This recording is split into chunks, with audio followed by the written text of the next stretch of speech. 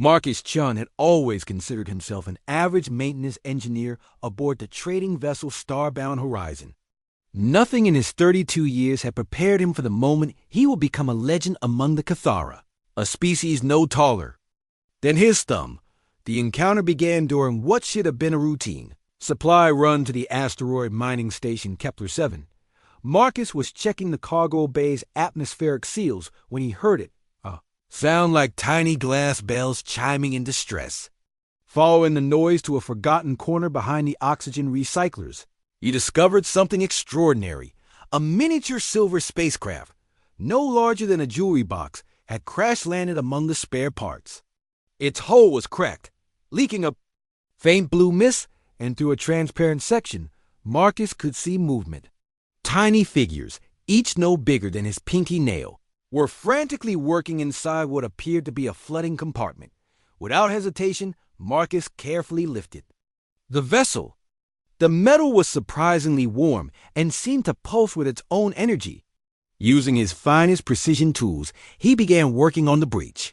His massive fingers, steady from years of delicate repair work, sealed the microscopic ruptures with surgical precision. As he worked, Marcus became aware that the tiny beings inside had stopped their frantic movements and were watching him.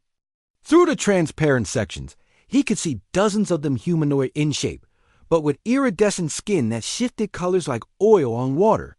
Their large, multifaceted eyes reflected intelligence and growing amazement as they observed their giant rescuer. The repair took 3 hours. When Marcus finally activated the ship's systems, using what he hoped were the right micro switches, the vessel hummed to life. Lights flickered on throughout its interior, and the blue mist ceased leaking. The tiny beings inside erupted in what could only be celebration, their forms dancing and embracing. Marcus was preparing to set the vessel down when a beam of golden light emerged from its top, projecting a holographic figure into the air before him. The image was of one of the tiny beings, but magnified to nearly 6 inches in height. The creature's skin shimmered with patterns that seemed to convey emotion, and when it spoke, a translation device built into the ship converted its musical tones into accented English. "Great One," the figure said, bowing deeply. "I am Chief Navigator HFY of the Cathara Deep Space Exploration Fleet. You have saved not just our vessel, but 47 souls aboard this ship. Our engines failed during a hyperspace transition, stranding us in your dimension at microscopic relative scale." Marcus sat back on his heels, stunned. You're explorers? From another dimension?" "Indeed, Great One. We traverse the spaces between spaces, studying the magnificent diversity of life throughout the cosmos. But we have never encountered beings of such..."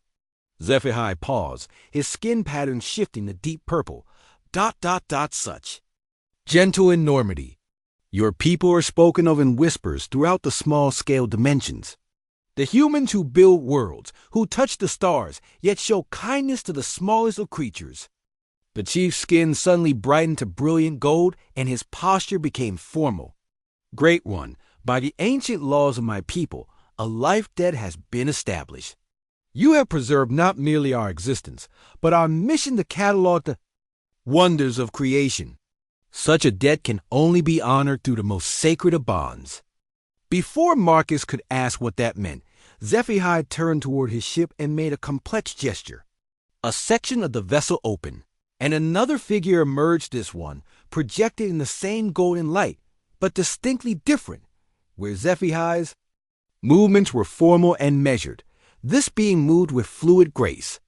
Her skin patterns were more delicate, shifting through soft blues and silvers like moonlight on water. "Great One," Zephyrhai announced, "this is Liranel, my daughter and our finest cultural liaison. According to our most sacred traditions, she is now bound to you as life partner, to ensure the debt between our peoples is properly honored." Marcus felt his jaw drop.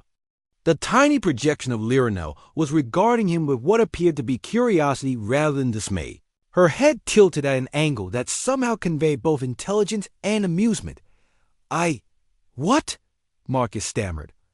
"I can't. She's..." He gestured helplessly at the size difference.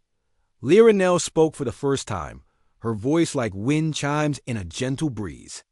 "The Great One is concerned about practical matters," she said, and Marcus could swear he detected humor in her tone. "Our technology is quite advanced, Great One. Dimensional scaling, temporal synchronization, biocompatible field harmonics. These are simple matters for the Cathara. The question is not whether such a bond is possible, but whether you find it acceptable." "But why?" Marcus asked, still reeling. "I just fixed your ship. Anyone would have done the same." Zephyr's skin pattern shifted to deep, respectful blue.